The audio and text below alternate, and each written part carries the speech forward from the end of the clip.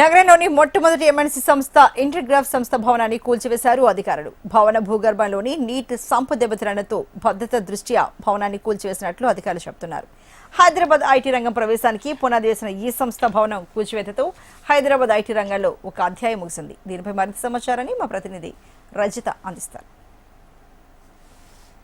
చరిత్రలో ఒక అధ్యాయం ముగిసింది. హైదరాబాద్లో స్థాపించినటువంటి మొట్టమొదటి ఎంఎన్సీ కంపెనీ ఇంటర్గ్రాఫ్ కన్సల్టెన్సీ భవనం నేలమట్టమైంది. అయితే ఈ భవనం కింద ఉన్నటువంటి నీటి సంపు దెబ్బతినడంతో కూడా ఈ భవనాన్ని అధికారులు కూల్చేశారు. అయితే ఈ ఇంటర్గ్రాఫ్ సంస్థకి ఎంతో పెద్ద చరిత్ర ఉంది అని చెప్పుకోవచ్చు. హైదరాబాద్లో స్థాపించినటువంటి మొట్టమొదటి ఎంఎన్సీ కంపెనీ ఇది. 1987లో అయితే ఈ సంస్థ హైదరాబాద్లో కార్యక్రమాలు ప్రారంభించింది. ఇది అమెరికాలోని అలబామా రాష్ట్రానికి చెందిన ఇంటర్గ్రాఫ్ కార్పొరేషన్కి అనుబంధ సంస్థ.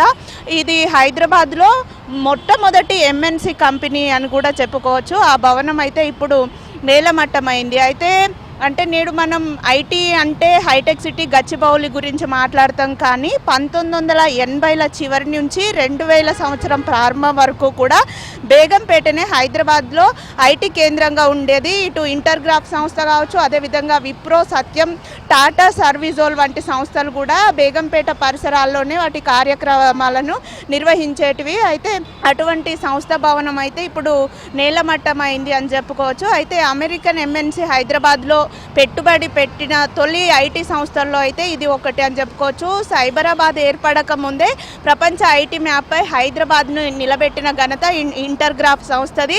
వేలాది మంది సాఫ్ట్వేర్ ఉద్యోగులకు కూడా తొలి అవకాశాలు కల్పించింది.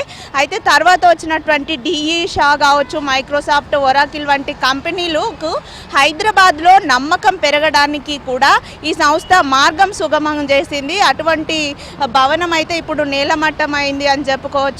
అది మనం ముందుగా చెప్పుకున్నట్లు ఈ భవనం కింద ఉన్నటువంటి సంపులో ఒక సమస్యలు తలెత్తడము, అది మొత్తం కూడా దెబ్బతినిపోవడంతో భవనాన్ని భద్రతకి ప్రమాదం వాటిల్లే అవకాశం ఉన్నటువంటి నేపథ్యంలో ఈ భవనాన్ని కూల్చివేసినట్లుగా కూడా అధికారులు చెప్తున్నారు. ఏది ఏమైనప్పటికీ కూడా హైదరాబాద్ ఐటీ చరిత్రలో అయితే ఇంటర్గ్రాఫ్ సంస్థది ఒక సువర్ణ అధ్యాయం చెప్పుకోవచ్చు. అటువంటి సంస్థ భవనం ఈరోజు నేలమట్టమైంది. అయితే ఇక ఈ భవనాన్ని నేలమట్టం చేయడంతో కూడా హైదరాబాద్ ఐటీ చరిత్రలో ఒక అధ్యాయం ముగిసింది అని కూడా చెప్పుకోవచ్చు.